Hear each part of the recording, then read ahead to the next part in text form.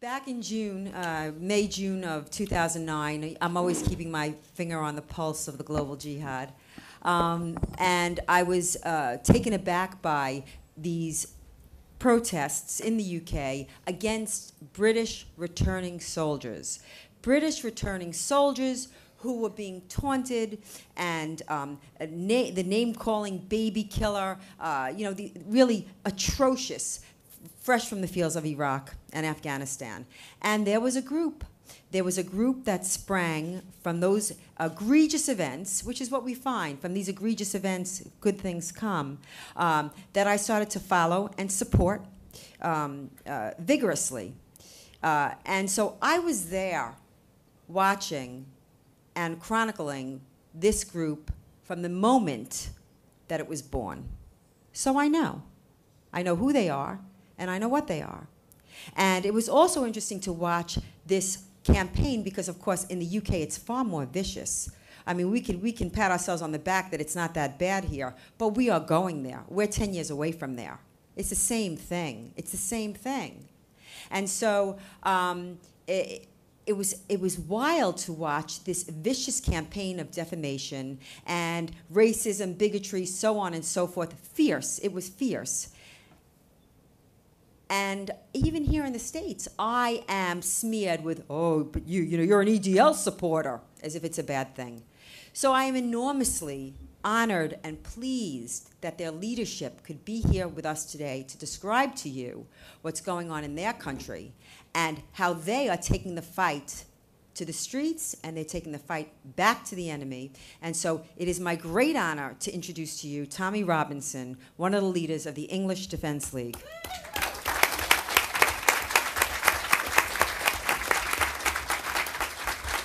Thank you. Before I go into an introduction about our organisation and myself, I'd like to say what a pleasure it is to be here today in New York City on this sacred day. I want to thank Pamela and Robert for the hospitality, for inviting us and giving us this opportunity, and to share a platform today and a room with such brave people. And also, 11 years ago, I think everyone can remember where they were. It's like the world fell still. I can remember where I was. I was a young lad working at Luton Airport at the time. I can remember everything about it. And I just want to say, we felt your pain, we still feel your pain.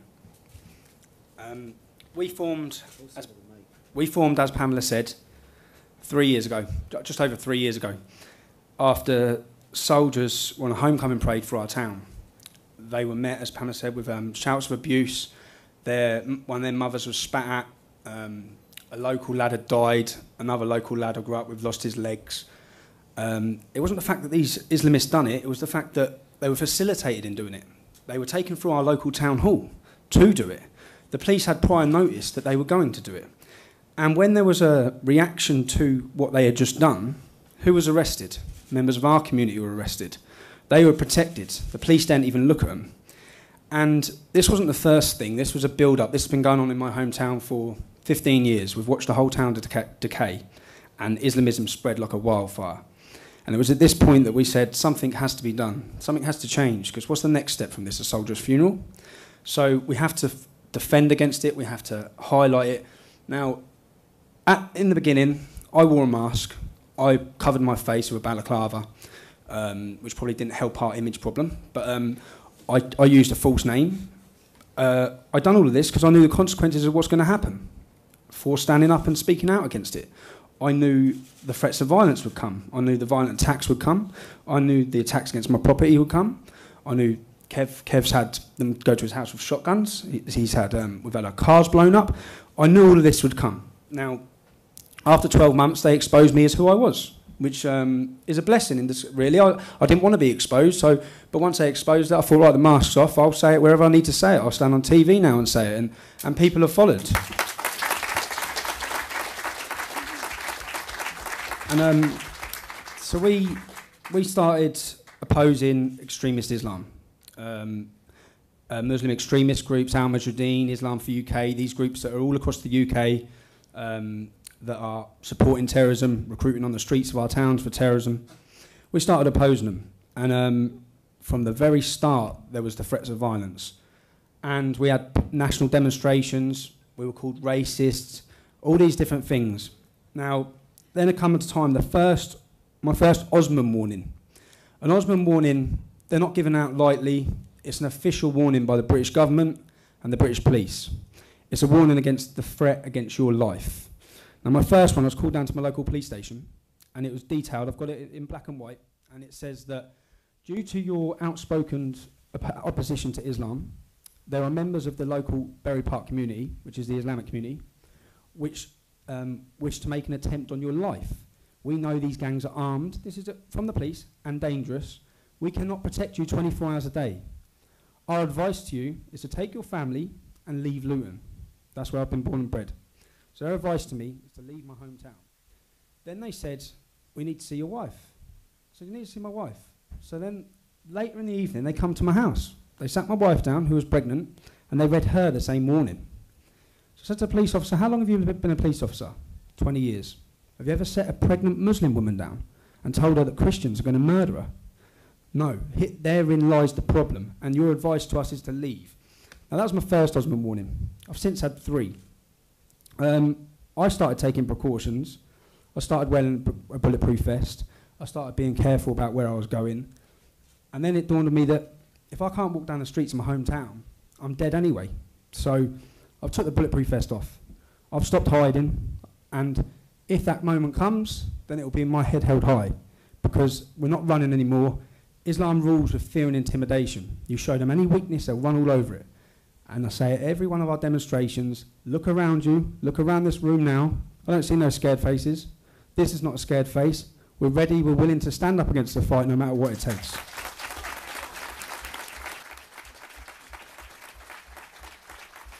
Also, we're accused of doing this out of hate. Nothing we do is out of hate. What we do is out of love. Love for our children's future. Love for our Queen. Love for democracy. In America, love for your Constitution. Love for the First Amendment. Love for the Stars and Stripes. And at the same time, we hear legends or heroes. What we do is not heroic, it's not legendary. What we do is our duty. Heroic and legendary is what the American military, the British military are doing. They're suffering, they're dying in faraway fields fighting against the forces of Sharia. We're threatened with death. There's a possibility of death. Our brothers and sisters, our sons and daughters that are fighting out in Afghanistan and Iraq, they're getting shot at every day. They dust themselves off and they walk straight back out there. They're the true legends, they're the true heroes.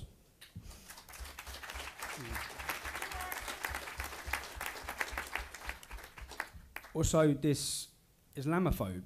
When I'm from Luton Town. Luton Town is a town of immigrants, yeah? I hear, sometimes I get criticised for this, but multiculturalism, in my view, in my hometown, multiculturalism works, okay? It works. And when people say it doesn't work, they identify Islam that doesn't work. In Luton, the Sikhs, the Jews, there's not many Jews left, most of them have been forced out, but the Sikhs, the Jews, the Hindus, the West Indians, they've all integrated into society. Look around this room here today. This is a multicultural audience. The one that don't integrate is Islam, is the Islamic community. And by blaming it on multiculturalism, we're broadening the problem rather than just highlighting and pinpointing the exact problem, which is Islam as an ideology, which is not integrating and not assimilating. Also, I believe your country is 20 years behind ours, and I wish and I'd give anything to turn our clock back 20 or 30 years. What's happening in England? What's happening in Luton? What's happening in East London, in Bradford? Towns like this, they're a blueprint. It's inevitable. Demographics, statistics, birth rate. It's coming to a town near you. You can't. In England, people just move like this, and they're all trying to get away, but you can't keep running. Someone has to identify it, highlight it, and in a country like America, even Australia, look at our country, look at Europe, and learn. It has to be stopped, and people have to stand up and fight against it now.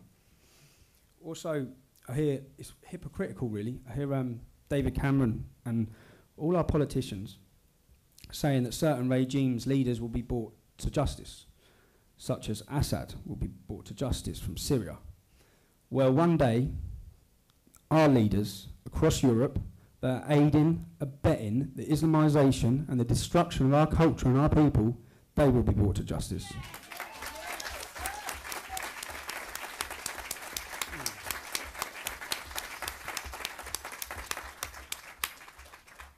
also, I heard the fellow talking about Dearborn and what happened in Dearborn, and it was exactly like listening to exactly what happened. We had a demonstration 2 weeks ago now in East London in Walthamstow.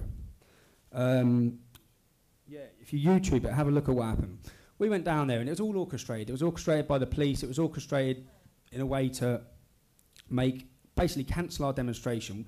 We got there was thousands of this loose allegiance between communists, Marxists and every other weirdo in the world, along with all the Islamists. And they're all there trying to attack us, and there's bricks coming in, and a brick lands next to me. I go up to the police officer in charge and say, are you actually going to do anything about this? And then they pull our microphone out and say, you can't give your speeches, you can't have your demonstration. So why not? We said, because you're going to provoke a reaction from this crowd. So again, they took away our freedom of speech, our right to assembly, and our democratic rights due to the fear of violence and mob rule and threats and intimidation.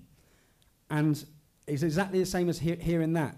And the police officer said, unless you come away, we'll arrest you. Exactly the same. We're doing nothing wrong. We're the ones that are law-abiding. And they actually arrested 388 of our supporters. They held them, sat them in the road for 6 hours, 7 hours, 6, 7 hours, no toilet, women not allowed to use the toilet, yeah, pregnant women, no drink facilities, nothing, held for 7 hours, put into the backs of police cars and vans and driven to different police stations across the capital because they couldn't, well, what they said was for a prevent of the breach of the peace. So rather than dealing with the Islamists and the violent Muslim gangs that are on the streets, they make us the victims. So the victims once and you're the victims again. And it was exactly the same as listening to that earlier. But this is what's going on now. And luckily in this country, this is why I get jealous sometimes when I look at other countries, you've got well-educated people. You've got influential people that are fighting this fight. In England, we just have working class people. We don't have any politicians talking for us. And it makes it easier for them to demonise us and easier for them to slander us. And I'm the first to say that I'm not the moral compass for the world. I'm no angel. But at the same time, we're doing it for the right reasons, and we're standing up for what's right. And so that's why sometimes I just get jealous when I look to this country and hear influential people stand up. I just sit and think, I wish so bad we had someone doing that in our country, but we don't. So we can only do what we do.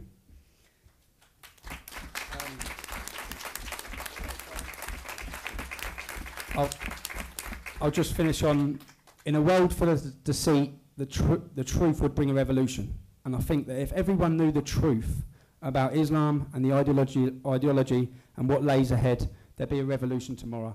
It's all of our jobs to put the truth out there, to make sure people understand what the ideology is, what Sharia is. And I'll finish on, when we say no surrender, we mean it, we'll live by it, we'll die by it. There will be no white flag raised, not now, not ever, not in Europe, not in America. God bless.